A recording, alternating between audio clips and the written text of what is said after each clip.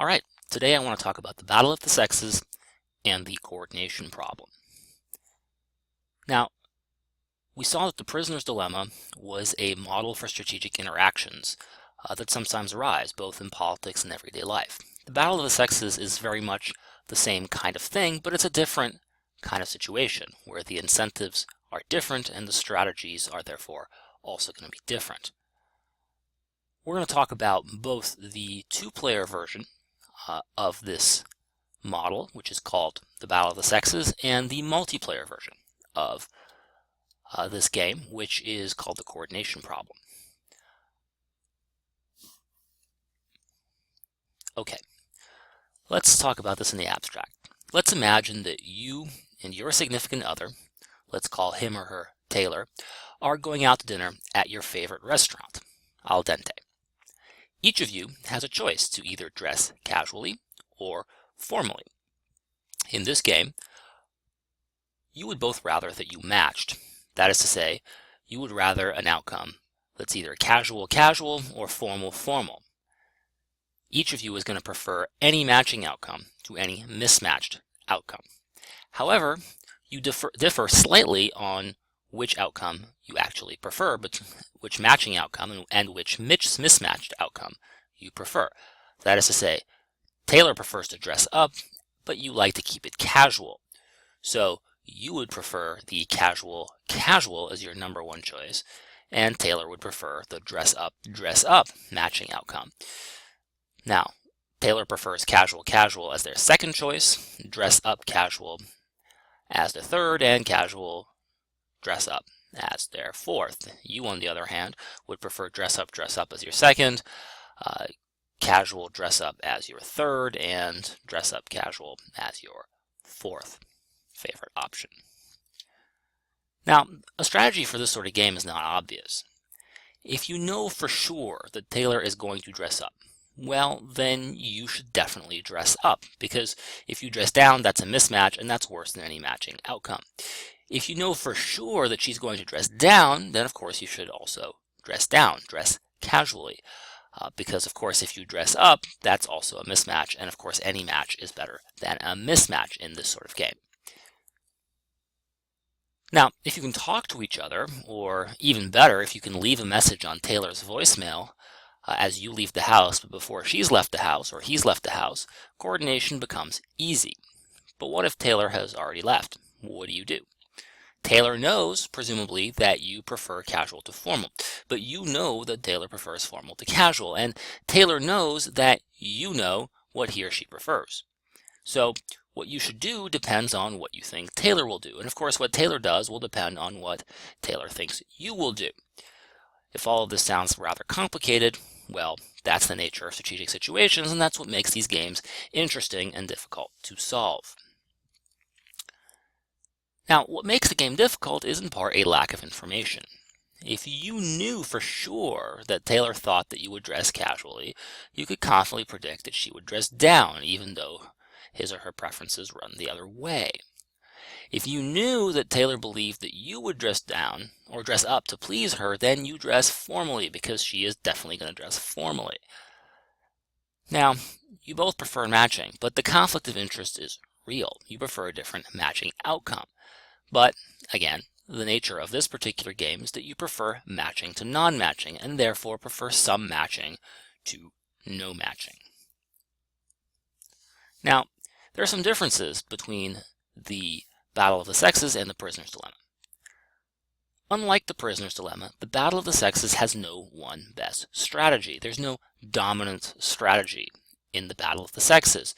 There's no one move, dress formally or dress casually, that's always best for you, no matter what the other player does. And that's a difference between the Prisoner's Dilemma and the Prisoner's Dilemma, and one of the reasons the Prisoner's Dilemma is such a tragedy is, of course, that there's one best strategy, and that strategy always leads the group to the worst possible outcome.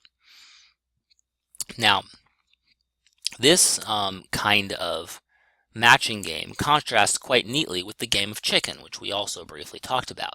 In the game of chicken, you always want to do the opposite of what the other person does. In the game of chicken, you want to swerve if they go straight, you want to go straight if they swerve.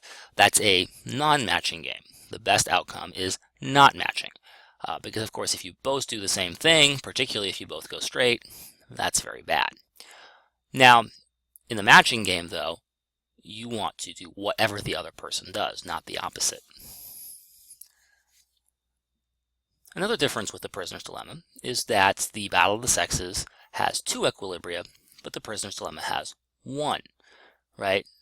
Remember, an equilibrium is a set of moves after which neither player wants to change their move. So in the prisoner's dilemma, once you have defected, and they have defected, predictably, you don't want to cooperate. Because if you cooperate when they defect, then you end up being worse off. And similar things happen for the other parts of the grid. Okay, so there's 1 equilibrium in the prisoner's dilemma. The equilibrium is defect because that's the only place that you both are at that no one wants to change their move. Because of course, if one of you cooperates and the other defects, the person who cooperates wants to change their move. If both of you are cooperating, then both of you want to change your move to defect. If they are cooperating and you are defecting, then they want to change their move. So of the 4 boxes, there are 3 boxes where someone wants to change their mind about what they did, and 1 box where no one wants to check their mind. That's the equilibrium. It's equilibrium because no one wants to deviate from that once they get there. The battle of the sexes is slightly different because there's actually 2 equilibria. Both casual, and formal are equilibria where nobody wants to unilaterally change their move. No one on their own wants to do something else. Right? So if you're in a matching situation, any move that you make creates a non-matching situation. And that's worse than any matching situation. That was, by definition, the structure of the game. The structure of the preferences was that both players prefer matching to non-matching. So in these situations where both players want to match more than they want to not match, there are 2 equilibria. There's casual, and formal. And once you get to that situation, nobody on their own can make themselves better off by changing their move. By switching from casual to formal, or formal to casual. Now, in politics, it's often the case that these things arise because sometimes the players, which could be the politicians or the parties or the individuals as voters, or the bureaucrats maybe, sometimes they want to match. They want to do the same thing more than they want to not match. For instance, we've explored already cases where the president and Congress are at odds with one another and are stuck in a prisoner's dilemma, but when they're controlled by the same party, when the president and Congress are controlled by the same party, they tend to want to match, but that doesn't mean they always have the same idea about what they want to do about policy, but because they're in the same party, they tend to want to coordinate. They tend to want to do the same or propose the same sorts of policies or agree on policy such that something gets done that they both like. A very clear case of the desire to match outweighing the desire to follow one's own preference is the case of candidate selections for a political party. However, we're going to have to modify the battle of the sexes a little bit because there's more than 2 players in this game. There may be 2 options, 2 candidates that the party is split over which one would best represent the party, but there are way more than 2 people involved in selecting these candidates, and so the name of the game changes to the coordination problem. However, the logic is just about the same. In the coordination problem, all the players, the many players, want to match more than they want to not match. Any not-matching outcome is worse than any matching outcome. So the multiplayer battle of the sexes is called the coordination problem, and it's typical of members who are members of a shared interest group or have a shared ideology who are trying to pick a candidate to run an election. Why is that? Well, imagine, for instance, that you're a Democrat and maybe you prefer Bernie Sanders to Hillary Clinton, and your friend prefers Hillary Clinton to Bernie Sanders, but each of you prefer to run to a single candidate, because if you go to the general election and both candidates are still there, it's almost guaranteed that voting for Bernie Sanders or Hillary Clinton will give the election to the Republican Party as long as the Republican Party doesn't split their vote. That is to say, the Republicans will have enough votes to defeat both candidates.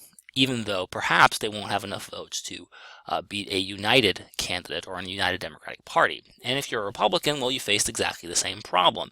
And in this election cycle, in 2016, as this is being recorded, there were many candidates on the Republican side that potentially could claim the nomination, and so the problem got a little bit more complicated as a result.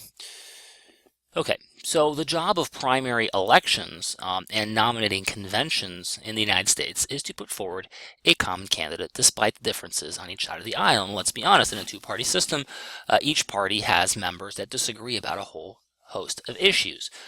The parties are not united ideological blocs. They do not all have the same interests, but they share enough that they would much prefer any Democrat or any Republican over any member of the other party or any candidate proposed by the other party. So for most Republicans, any Republican is better than any Democrat, and for most Democrats, any Democrat is better than any Republican, or at least any Republican that's likely to be nominated and any Democrat that's likely to be nominated.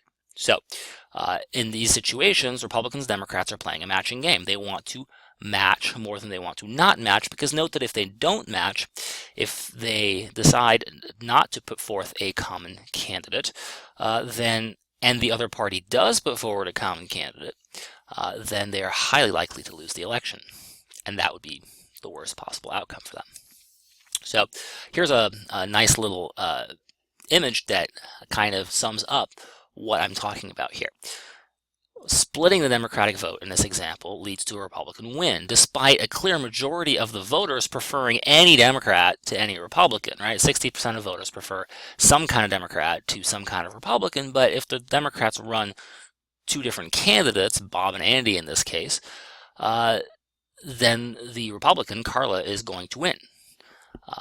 So again, the need to coordinate is, in many cases, overwhelming in politics, and avoiding a split ticket would be good for the Democrats in this case. Right, so you need to avoid this this notion of splitting the ticket. You need to avoid having multiple candidates running on the same party or competing for the same votes, even if they're not in the same party, because when they compete for the same votes, they end up enabling somebody else to win. So an example of this, real-world examples of this, include Woodrow Wilson, who won an election for the Democratic Party in 1912 with 41% of the vote, because a former Republican president, Theodore Roosevelt, ran as an independent. Now, Theodore Roosevelt did not win the Republican nomination, though he tried, but he ran as an independent and was competing for many of the same votes as sitting President William Howard Taft, and as a result, neither Roosevelt nor Taft won the election, even though there's a strong chance that a majority of the voters would have preferred either Roosevelt or Taft for the presidency. So in this case, because they were running for the same, or they were competing for the same voters, the Republicans or Republican-leaning individuals got their least favorite candidate, or certainly got a less favored candidate than they could have had Roosevelt and Taft been able to iron out their differences and run on a single ticket. Another example might be the election of Abraham Lincoln, who won an election for the Republicans in 1860 with under 40% of the vote, because Democrats Stephen Douglas and John C. Breckinridge split the Democratic ticket, because Democrats were highly split over the issue of slavery in the North and in the South. And of course, there was also another candidate, John Bell, who was a centrist in that race. So that race was a multi-way race. But again, the only thing that, or at least it seems like a majority of Americans preferred not Abraham Lincoln, but Abraham Lincoln nonetheless won the election.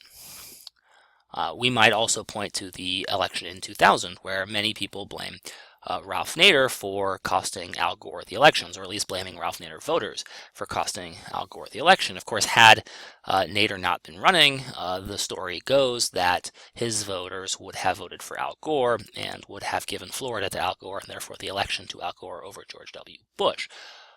This is, of course, speculative, but it's certainly plausible to think that in the absence of Ralph Nader, voters on the relatively far left of the American political spectrum would have cast their lot with Gore, or at least some of them would have. So the problem in this scenario that we just talked about, this hypothetical scenario with Andy, Bob, and Carla, is that if Andy stays in the race, then he ensures a win by Carla, his least favorite option. And if Bob, and of course Bob is the same way, even though Bob has more votes than Andy on the Democratic side, Bob could ensure a Democratic win, or at least his second favorite choice, Andy, if he just withdraws from the race. So it's not the case that Andy is more morally obligated to withdraw or more of the problem than Bob.